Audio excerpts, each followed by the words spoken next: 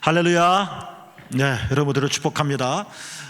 오늘 이제 마지막 연휴네요. 휴가철 잘 보내시고요.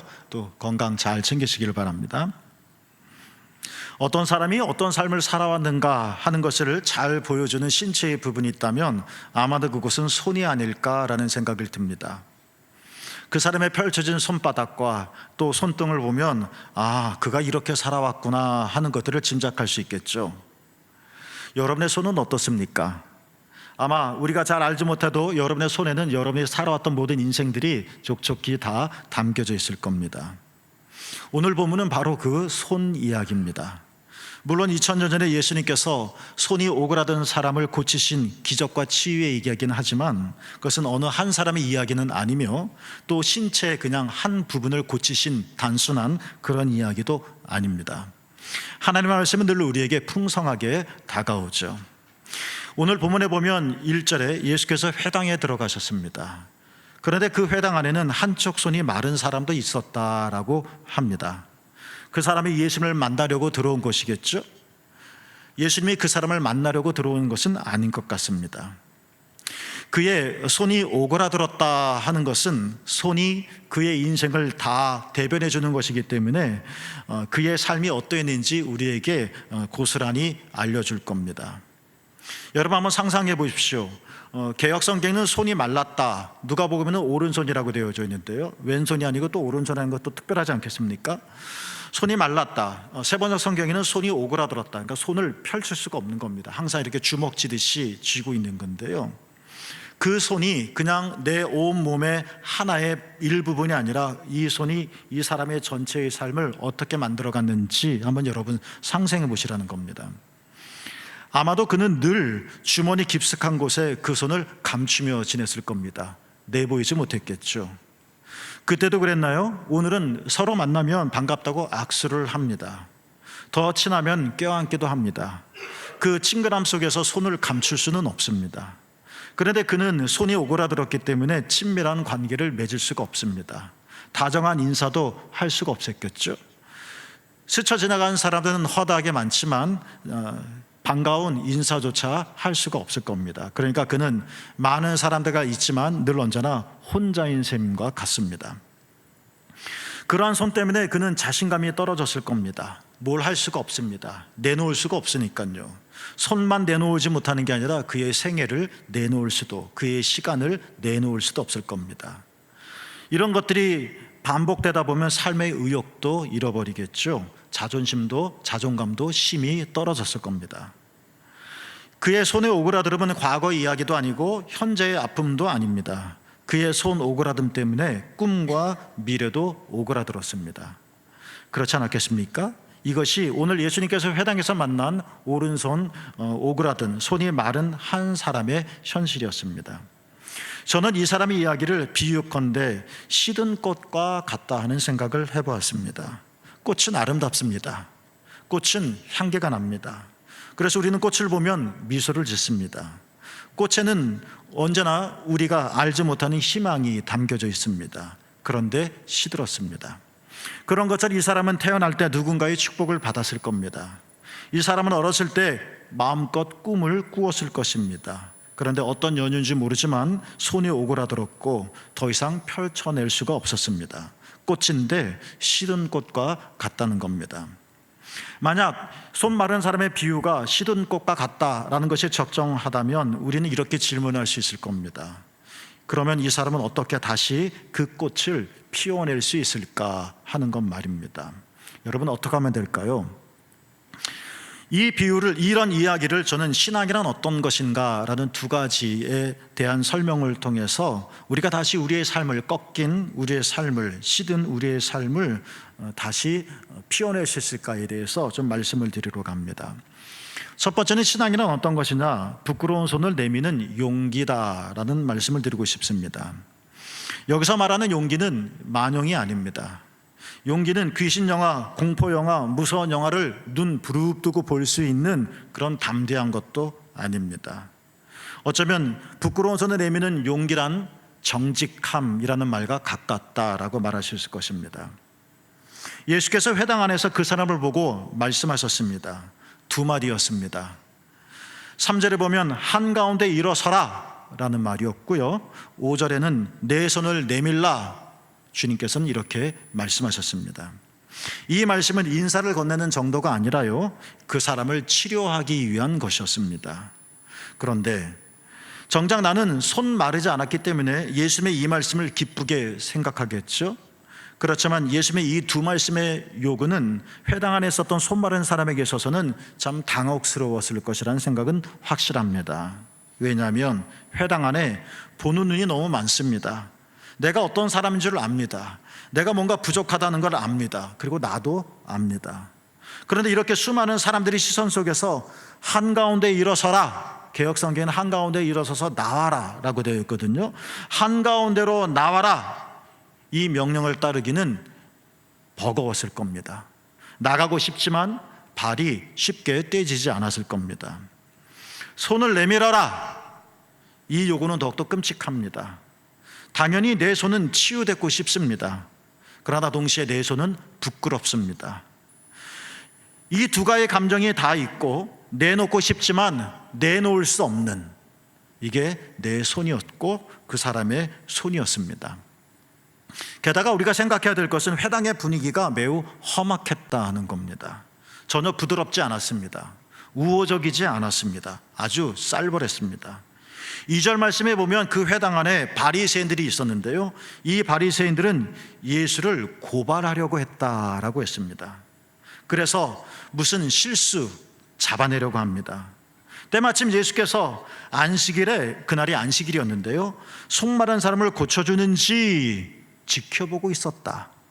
이것은 예수님께서 선한 일을 행하셨으면 좋겠다 하는 예쁜 마음이 아니라 예수님의 흠을 잡으려고 하는 것이었습니다. 그들은 부릅뜨고 지켜보고 있었을 것입니다. 그런 분위기였습니다. 손 마른 사람도 바리새인들의 이러한 사나운 눈초리를 당연히 느꼈을 겁니다. 내가 나간다면, 내가 손을 내민다면 저분은, 예수님은 어떻게 되지? 뿐만 아니라 이런 쌀벌한 분위기 속에서 내가 어떻게 나가지? 내가 손을 내밀면 사람들이 나한테 뭐라고 하지? 이건 정말 웬만한 용기로서는 힘든 일일 겁니다. 이 순간 그는 선택해야만 했습니다. 물론 선택하지 않고 살 수도 있을 겁니다. 그러나 그에게 뭔가 새로움이 선물로 주어지기 위해선 그는 선택해야만 했습니다. 그리고 그 선택은 두 가지 중에 하나였습니다. 내가 예수님께 손을 내밀 것이냐, 아니면 힘들다, 못하겠다 하고 뒤로 꽁꽁 이 손을 숨길 것이냐. 여러분이 이 상황 속에 어떤 선택을 할 것 같습니까? 아마 우리는 평면적인 삶을 산다면 당연히 예수님께 손을 내민다고 말을 할 겁니다. 그러나 우리의 삶은 평면적이지 않습니다. 말씀드렸듯이 한가운데로 일어서라, 내 손을 내밀라, 내가 그토록 듣고 싶은 말이었었지만 이 상황, 나의 상황이 주저하게 만듭니다. 이 사이에서 우리는 갈등합니다. 우리는 고민합니다. 그러나 한 가지, 뭔가는 선택해야 합니다. 여러분, 뭘 선택하시겠습니까? 감사하게도 손 마른 사람은 예수님의 말씀을 선택합니다. 그리고 결정했습니다. 손을 내밀기로 말이죠. 5절에 그러자 기적이 일어났습니다.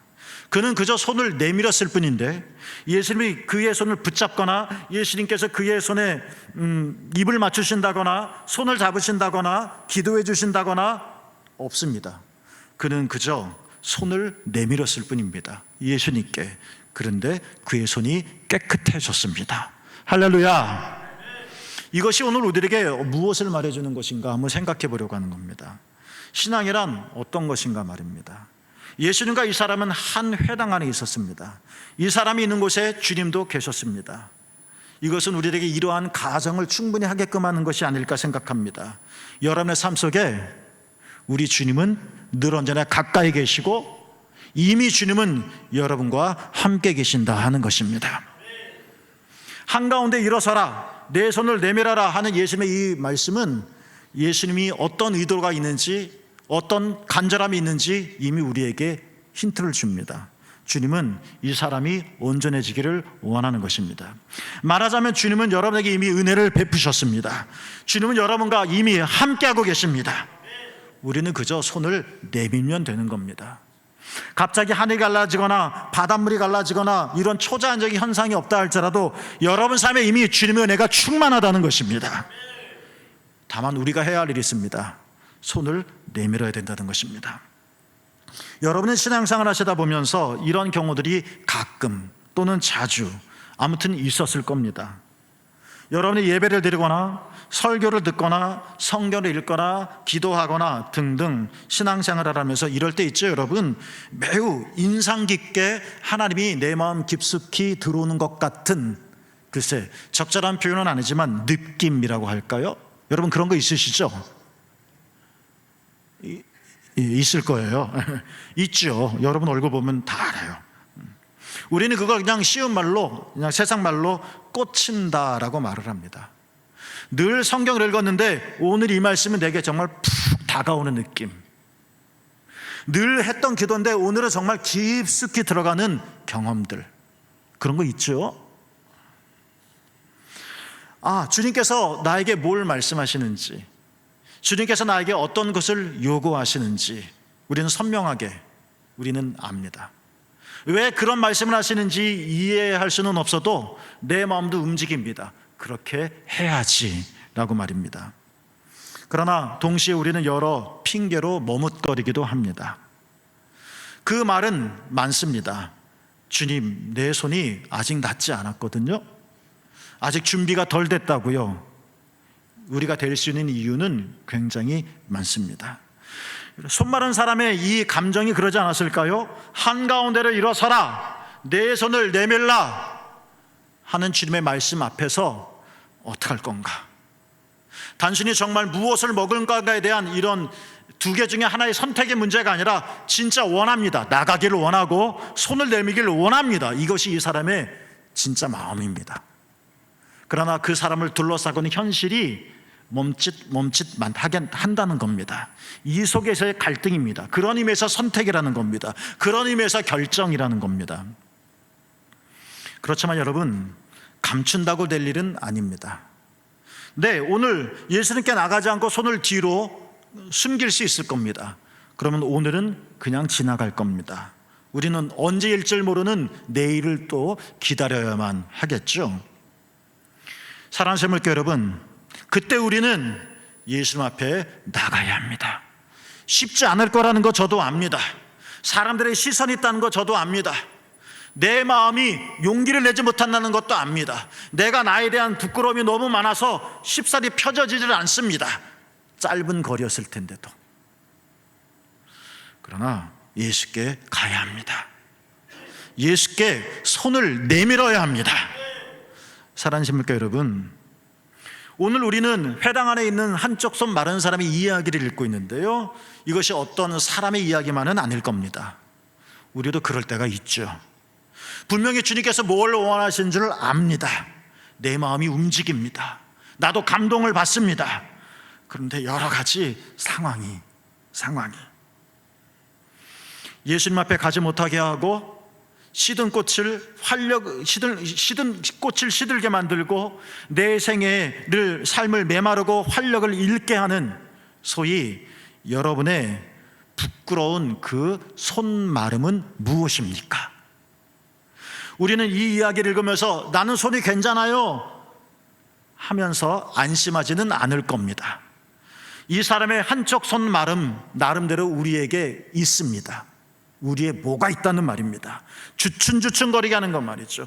예수님께 달려가고 싶지만 발이 떼어지지 않게 만드는 것, 나도 다가가서 예수님하고 껴안고 싶지만 그런 용기를 내지 못하게 하는 것, 정말 주님께서 나를 지금 이 순간 부르시는 것 같은데 고개를 들려보니 한두 가지 생각할 게 한두 가지가 아니라는 것, 우리의 그 손마름은 무엇일까? 여러분, 한 회당에 예수님이 손마른 사람과 같이 있었다는 것, 이것은 주님이 여러분과 함께 하신다는 것입니다. 주님은 여러분에게 한가운데 일어나라, 내 손을 내밀라 말씀하십니다. 그리고 우리는 그걸 듣습니다. 이제 우리는 똑같은 선택 앞에 쓰여 있습니다. 여러분, 그때 예수님께 나가시길, 여러분 그때 한가운데 서시기를, 여러분 그때 예수님 앞에 여러분의 손을 내미시게 되시기를 주님의 이름으로 축복합니다. 신앙은 이렇게 용기를 내는 겁니다. 하나님 앞에 정직해지는 것입니다. 그러면 은유입니다. 여러분의 손은 깨끗하게 회복되어질 것입니다. 손을 내미는 것만으로도, 예수님께 나가는 것만으로도 여러분의 삶은 달라질 수 있다는 것입니다. 이런 은총 여러분의 길을 축복합니다. 두 번째는 저는 이런 생각을 해봅니다. 신앙이란 뭘까? 신앙이 도대체 뭐길래 우리의 시든꽃을 다시 필 수 있을까? 신앙이란 주님과 하나가 되는 신비한 체험이다라는 말씀을 드리고 싶습니다. 얼마 전이었습니다. 제주도 성지순례에 나오는 청소년부 학생들에게 예상하지 못한 뜻깊은 선물 하나를 받았습니다. 얘네들이 뭘 사가져 오면 그냥 먹을 거 사가져 오겠지 했는데 먹을 것도 가져왔고요. 진짜 생각하지 못한 선물을 하나 받았습니다. 그게 뭔지 아세요? 여러분 부러워하시라고 좀 가져왔는데 이겁니다. 머그컵입니다. 머그컵. 이게 왜 대단하냐고요? 제주도에는 이기품 목사님 기념관에 가서 이걸 샀습니다. 진한 녹색입니다. 컵 색깔이 좀 예쁘죠? 그렇죠? 여기에는 사랑, 은혜, 평화라고 하는 글귀가 새겨져 있기도 합니다. 처음에 이 컵을 받고 사실 뜯지는 않았습니다. 그냥 책상에 이렇게 올려놓았습니다. 근데 시간이 가면서 이건 내가 아이들의 마음을 무시하는 거다라는 생각이 들어서 열었습니다. 상자를. 그랬더니 이 예쁜 컵이 나왔습니다. 이제 이 컵이 자기의 모습을 보이면서 제 책상에 아무 의미 없이 놓여져 있었습니다. 어느 날이었습니다. 이 컵을 바라보고 있었죠. 그러다 문득 이런 생각을 하게 되었습니다. 도대체 얘는 나에게 무슨 말을 하려고 여기까지 나한테 왔을까 하는 거 말입니다. 저는 제주도에 가지 않았습니다. 컵을 사고자 하는 마음도 없었고 생각도 조차 하지도 않았습니다. 그런데 어느 날 학생부들의 손을 통하여 저에게 날아왔습니다. 얘가 도대체 왜 날아왔을까 나한테.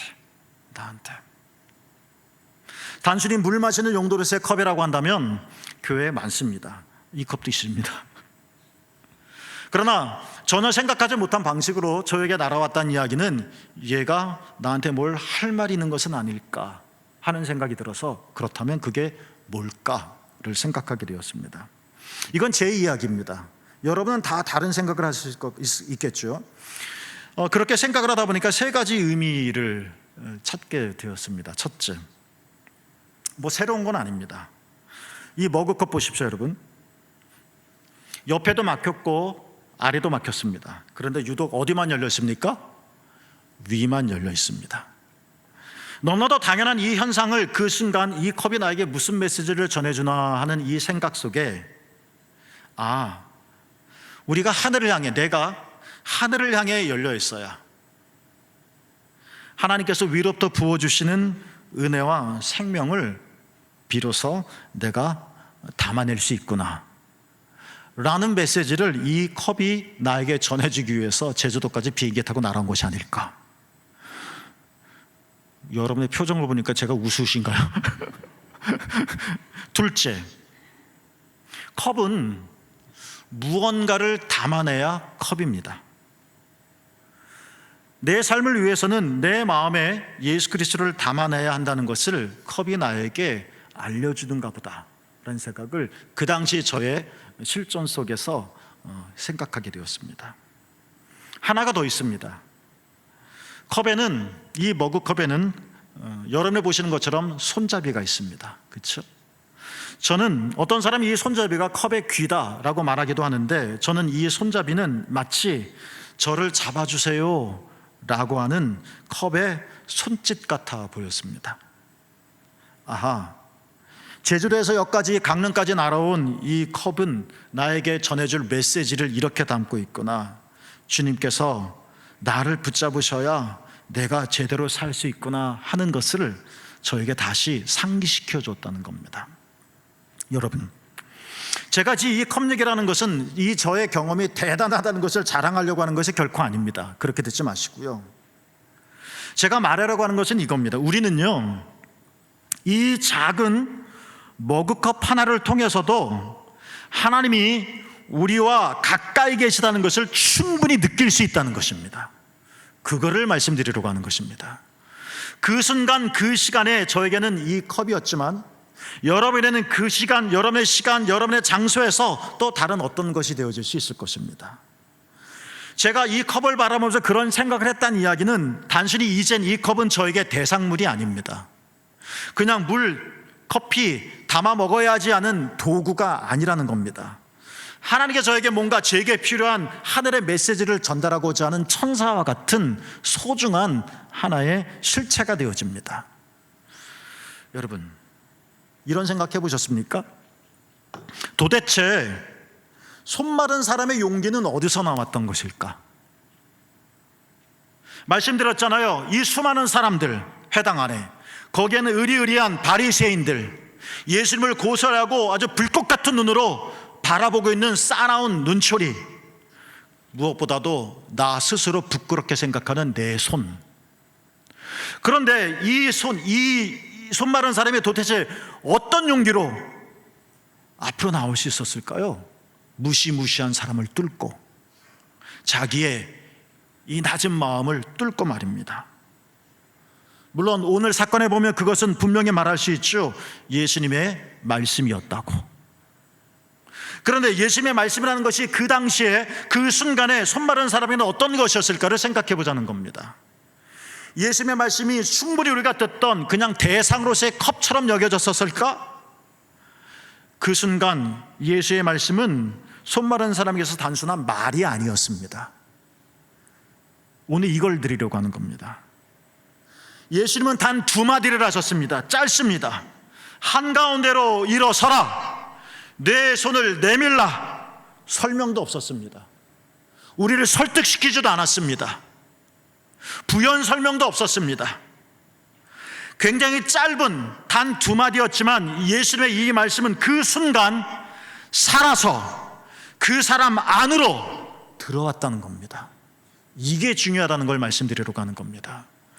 이 PPT에 제가 따옴표로 맨 아랫줄에 묶어놨죠. 안으로 들어왔다. 예수님의 말씀이 밖에서 그냥 들려온 것이 아니라 내게 다가오더니 이 사람 안으로 성큼 들어왔다. 안으로 들어왔기 때문에 손 마른 사람의 가슴을 뛰게 만들었고, 그래서 그 사람을 움직이게 만들었고, 예수님 앞에 나가게 했고 손을 내밀게 했다. 할렐루야. 신앙이란 이런 겁니다, 여러분. 안으로 들어왔다. 안으로 들어왔다. 우리는 하나님이 어떤 분인지 설명할 수 있을 겁니다. 우리는 예수님의 은총이 무엇인지 말할 수 있을 겁니다. 그러나 내가 하나님이 이런 분입니다, 예수님은 이런 분입니다 라고 말하는 것은 우리 안이 아니라 우리 밖입니다. 말의 표현이 좀 어렵죠. 그러나 우리는 하나님이 어떤 분인지 잘 설명할 수는 없을 겁니다. 그러나 하나님이 내 안에 들어오실 수는 있습니다. 우리는 태양이 물리학적으로 우주학적으로 어떻다라고 설명할 수는 없지만, 그러나 우리는 태양의 따뜻한 빛을 받을 수는 있습니다. 내가 아는 것과 빛을 내 안에 받아들이는 것은 다른 차원의 문제입니다. 그렇지만 더 중요한 것은 태양을 알면 더 잘 받을 수 있겠지만, 혹 태양을 몰라도 그 빛으로만으로도 나는 건강해질 수 있는 것처럼, 우리는 하나님을 설명할 수 없어도, 그러나 더 중요한 것은 하나님이 내 안에 들어오실 수는 있다는 겁니다. 안으로 들어왔다. 이것은 신앙에 대한 가장 정확한 표현이 아닐까 싶습니다. 예수님을 믿는다는 것은 예수님을 인격적으로 만난다는 것입니다. 내가 누구를 만난다는 이야기는 약속 장소와 시간을 가리키는 것, 이런 물리적인 공간이 아니라 예수님과 마주하는 것입니다. 예수님의 시선과 내 시선이 비껴나가는 것이 아닙니다. 아무리 멀리 있어도 우리는 예수님과 마주할 수 있습니다. 물리적으로 아무리 가까워도 우리는 예수님과 어긋날 수가 있습니다. 내가 예수님을 믿은 지 평생이었다 할지라도 예수님과 엇나갈 수 있습니다. 오늘 교회 나오는데 예수님과 마주칠 수 있습니다. 뭐가 신앙일까? 뭐가 신앙일까? 예수님을 인격적으로 만나는 것은 또 무엇일까요? 그것은 예수께서 우리 안으로 들어오시는 겁니다. 그래서 우리와 하나가 되는 겁니다. 이 말이 어렵습니까? 예수님께서 이미 우리에게 이런 말씀을 하셨습니다. 요한복음 15장 7절인데요. 같이 읽어보겠습니다. 함께 읽습니다. 시작. 너희가 내 안에 거하고 내 말이 너희 안에 거하면 무엇이든지 원하는 대로 구하라. 그리하면 이루리라. 할렐루야.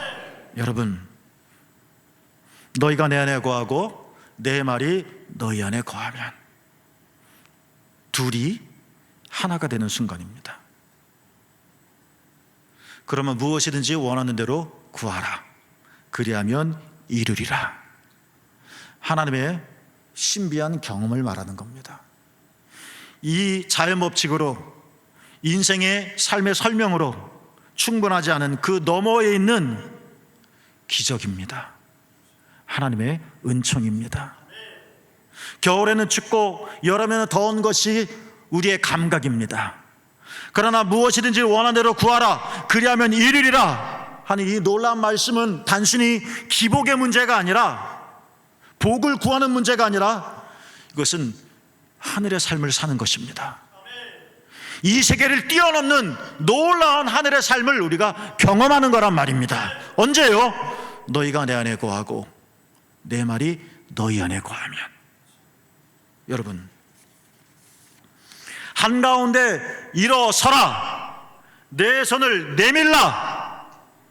이 예수님의 두 말씀은 이렇게 손 마른 사람의 내면을 뚫고 들어가 그 안에 들어왔습니다. 그러자 그는 거역할 수가 없었습니다. 부정할 수가 없었습니다. 물론 의지로 계속 내칠 수는 있었을 것입니다. 그러나 순복할 수밖에 없었습니다. 용기를 낼 수밖에 없었습니다. 예수님께 갔습니다. 손을 내밀었습니다. 성령의 이끄심입니다. 주님과 하나 되는 순간입니다. 나도 설명할 수 없습니다. 그런데 끌려갑니다. 정말 뭔가 일어날 것 같은 상상이 충분히 됩니다. 정말 손만 내밀었을 뿐인데 기적이 일어났습니다. 이걸 설명할 수 있나요? 이걸 설명할 수 있냐고요? 예수님과 하나가 되는, 한 몸이 되는 이 놀라운 신비의 체험이 우리에게 갖다주는 축복인 것입니다. 여러분, 우리의 시든 꽃을 어떻게 피울 수 있을까요? 꺾어진 마디를 세워 테이프로 봉할까요? 시든 꽃을 다시 어떻게 다른 잎사귀를, 싱싱한 잎사귀를 구워와서 접착제로 붙일까요? 꽃잎이 하나하나 떨어져도, 바람이 거세게 불어도 꿋꿋하게 뻗어나갈 수 있는 그 힘은 도대체 어디서 나오는 것일까요? 주님은 이미 여러분과 함께 하십니다. 용기를 내십시오. 그리고 그 말씀이, 주님이 여러분 안으로 들어오기를 원합니다. 여러분과 주님이 하나가 되어지는 놀라운 합일의 경험을 하게 되어질 때, 이게 신앙체험인데, 그때 우리의 삶은 날아가게 되어질 것입니다. 독수리가 날개치며 올라가게 되어질 거라는 것입니다. 기적입니다. 신비함입니다. 놀라움입니다. 경외함입니다. 사랑하는 시청자 여러분, 꽃은 쉽게 시듭니다. 아무리 예뻐도 꽃은 약합니다. 가뭄에 시들고 거친 바람에 꺾이기도 합니다. 우리의 삶도 똑같습니다. 우리의 영혼도 참 쉽게 시듭니다. 처음 예수님 만났을 때 나는 변치 않을 거야, 나는 꿋꿋하게 나갈 거야, 이 은혜를 늘 간직해야지 했지만 세상살이가 팍팍해서 시들고요, 상처를 받아서 꺾입니다. 그러고 나서 우리는 어찌할 바를 몰라 꺾인 그 상태로 배회합니다. 삶의 의지는 꺾여서 이 꺾인 것들을 어떻게 고쳐 세우겠다는 용기도 내지를 못합니다. 팔자련이 하면서 그렇게 삽니다. 그러나 꺾이고 시드는 건 꽃의 운명일 수는 있어도 하나님께서 그 꽃에게 주신 삶의 목적은 아닙니다. 우리는 다시 피워내야 할 것입니다. 우리는 다시 피워낼 수 있을 것입니다. 기억합시다. 예수님께서 여러분과 함께 계시다는 것을 말입니다. 예수님께서는 손 마른 사람과 한 회당에 계셨습니다. 우리 주님은 여러분과 가장 가까운 곳에 계십니다. 그 예수님께서는 우리를 부르십니다. 한가운데로 나오라, 손을 내밀라. 이 소리가 여러분에겐 이 시간만큼은 놀라움으로 다가오기를 원합니다. 그냥 들은 좋은 말이 아니라 여러분의 심령을 뚫고 들어가서 너희가 내 안에 거하고 내 말이 너희 안에 거하면 이라고 하는 신비한 경험이 여러분에게 있어지기를 원합니다. 여러분, 주님의 말씀이 여러분 안에서 여러분의 인격과 만나 여러분의 행동으로 나타나기를 원합니다. 일어납시다. 예수께로 갑시다. 예수께 손을 내밉시다. 그러면 여러분의 손은 회복되어질 것입니다. 시들었던 여러분의 삶과 꿈이 다시 활짝 피어나 아름다운 모습을 보여주시기를 주님의 이름으로 축복합니다.